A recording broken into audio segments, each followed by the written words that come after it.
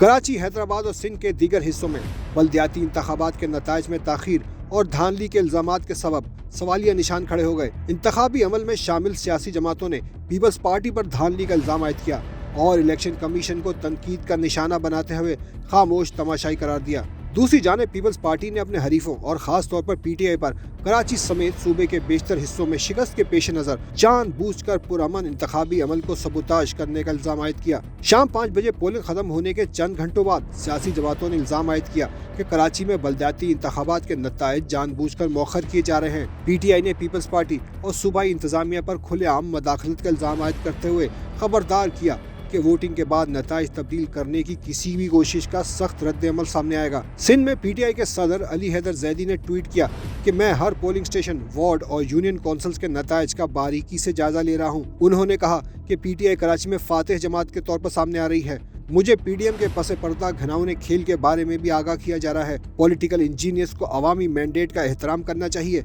जमात इस्लामी ने भी ऐसे ही तहफ़्फ़ुज़ात और इल्ज़ामात का इजहार किया। अमीर जमात इस्लामी कराची हाफिज नईमुर रहमान ने हंगामी प्रेस कॉन्फ्रेंस के दौरान नताइज में जानबूझकर ताख़ीर की निशानदही करते हुए पोलिंग स्टेशंस का मुहासरा करने का इंतबाह दिया। उन्होंने कहा कि मैंने ज़ाती तौर पर हुकूमत सिंध के एक सीनियर रुकन से रब्ता करके ये शिकायत की, जिन्होंने हमवार इंतखाबी अमल और नताइज के ऐलान की यकीन दहानी करवाई। उनका कहना था कि जिला वस्ती में डिप्टी कमिश्नर ने पहली गिनती के नताइज बगैर बताए कई पोलिंग स्टेशंस पर दोबारा गिनती का ऐलान कर दिया।